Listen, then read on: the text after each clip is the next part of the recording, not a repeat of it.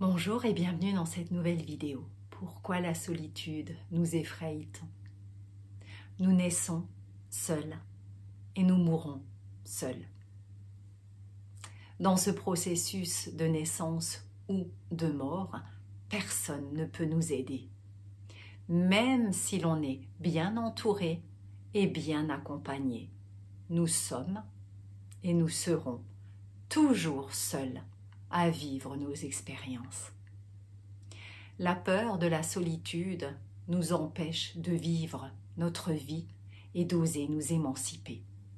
Alors, plutôt que de fuir, accueillons-la et apprenons à l'apprivoiser. Ne dit-on pas « on est mieux seul que mal accompagné » n'est-ce pas? Mais on dit aussi que l'on n'est jamais seul puisque l'on est avec soi-même. Au nom de cette peur de la solitude, il y a des personnes qui restent dans des situations difficiles et préfèrent se laisser mourir à petit feu par peur de se trouver seules. Et malheureusement, elles passent à côté de leur vie. Cette peur de la solitude nous empêche d'oser et même peut-être elle pourrait être au contraire une grâce. Malgré cela, on est face à soi-même et cela peut être vite ou peut devenir très vite inquiétant ou anxiogène pour certaines personnes.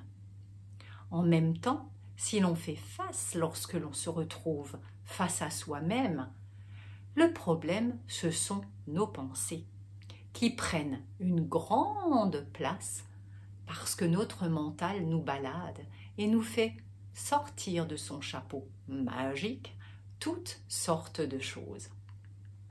Même si vraiment on accueille cette solitude et on l'apprivoise et on écoute ce qui vient de l'intérieur.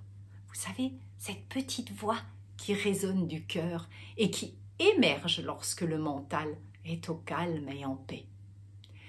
Le silence nous permet d'écouter et d'entendre cette voix intérieure qui se trouve dans notre espace sacré et qui nous montre finalement qui nous sommes et nous guide vers notre chemin. En faisant silence, on reçoit une vision plus claire de nous et de ce que l'on désire ou vers ce que l'on aspire. On est en lien avec notre moi direct et il n'y a plus de filtre. Être seul face à soi-même dans cette solitude nous permet aussi de laisser émerger en nous tous nos démons qui nous hantent, toutes nos peurs, nos croyances et nos phobies. C'est pour cela que l'on fuit souvent cette solitude pour finalement ne pas justement affronter tout cela.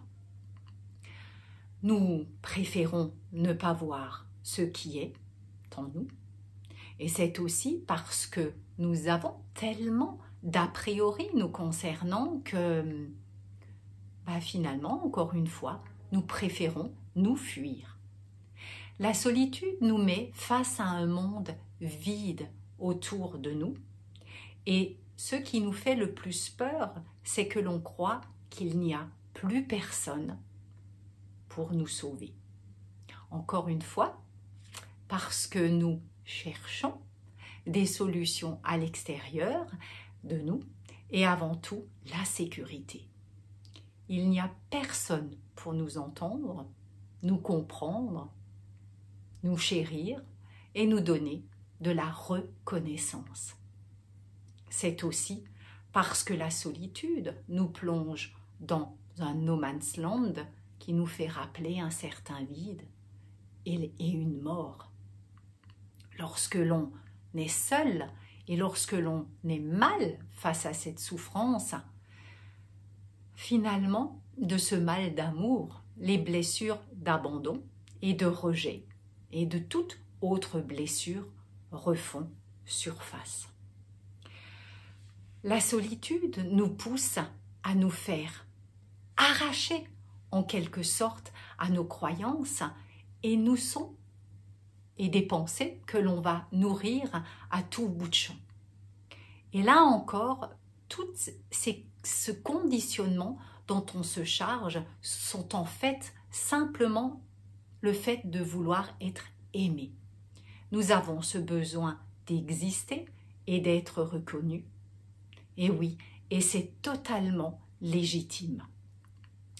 Pour survivre dans cette solitude, nous sommes poussés à nous encourager nous-mêmes, à nous chérir, à nous protéger et à nous aimer et également à mieux nous retrouver.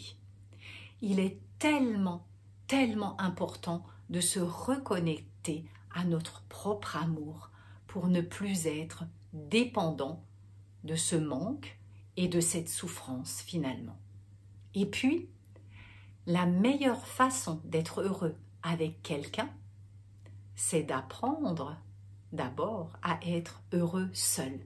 Comme cela, la présence de l'autre est un choix et pas une nécessité.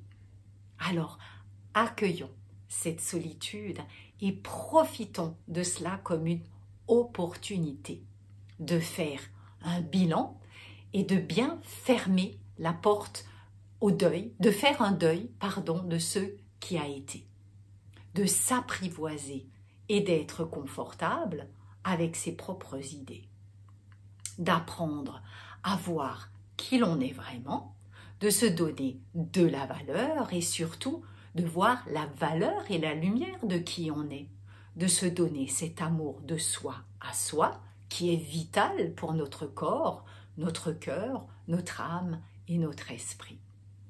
De vraiment faire attention à soi et de s'occuper de soi, de se découvrir pour se donner les meilleures chances d'avancer sur un chemin beaucoup plus vibrant, rempli de lumière et d'espoir, de mettre de la joie dans les profondeurs de notre être lorsque l'on pense qu'il fait sombre et que nous ne trouvons pas ou plus la lumière. De sourire à soi et de se prendre par la main et de se dire que tout ira bien dans notre espace sacré, à l'intérieur de nous. Tout est là. Et oui, alors moi j'ai envie de dire pour terminer cette vidéo, le silence est vaste, il contient toutes les notes de musique, tous les sons et toutes sortes de rencontres inattendues et magiques. Voilà, si vous avez aimé cette vidéo, si vous voulez vous abonner, cela me fera un grand plaisir. Vous pouvez liker mon travail et si vous souhaitez mettre un petit commentaire ci-dessus, c'est avec un grand plaisir que je lirai vos petits messages. Alors je vous dis à tout bientôt pour une nouvelle vidéo. Merci et prenez bien soin de vous. À bientôt.